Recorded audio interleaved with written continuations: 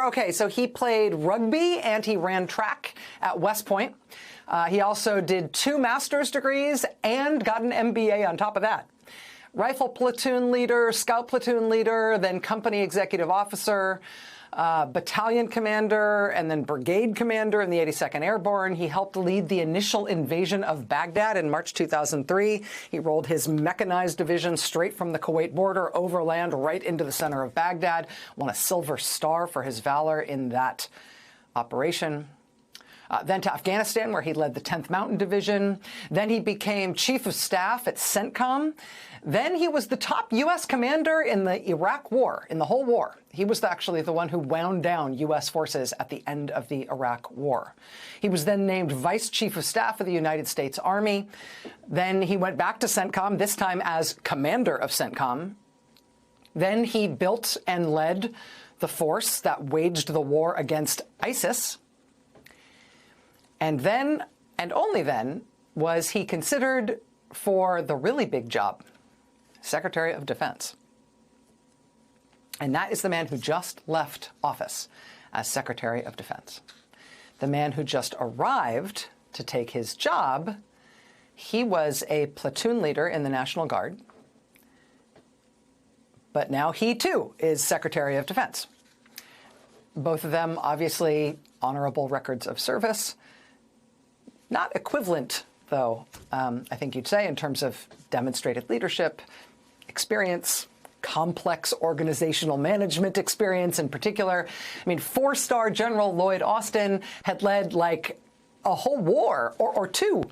And he had been chief of staff and then commander at CENTCOM just before being named as defense secretary. CENTCOM is the part of the U.S. military that has as its area of responsibility the Middle East and Central Asia and South Asia. That was what he was in charge of.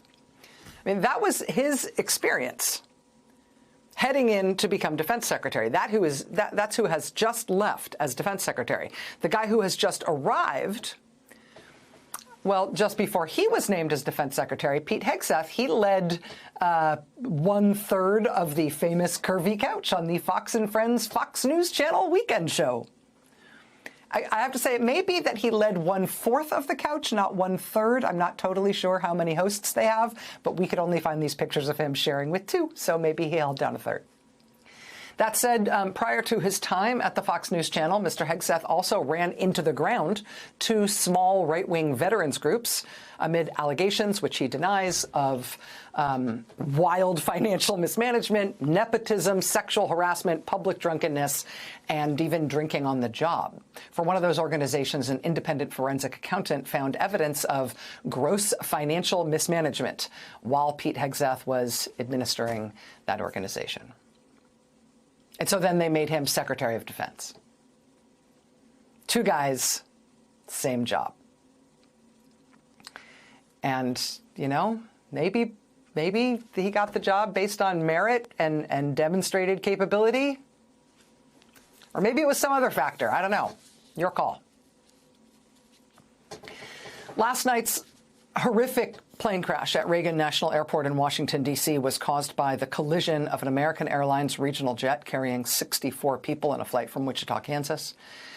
It collided with a U.S. Army Black Hawk helicopter that was carrying 3 crew members. And tragically, there appear to have been no survivors of the crash on either aircraft. And in the aftermath of this terrible incident, newly confirmed Trump administration Defense Secretary Pete Hegseth screwed up. When a service member, any service member, is killed while in service, there is a strict policy at the Pentagon. The Defense Department gives no information about any service member who has been killed until at least 24 hours has elapsed since their death. They do not give their rank, their name, they do not give their age, they do not give their rank. They give no information about the service member in question. And the reason they do that is because the Defense Department, sadly, but also obviously, has to deal with delivering terrible news like that way more than any other element of our government does. And so they very much know how to do it, and they have very strict rules about it.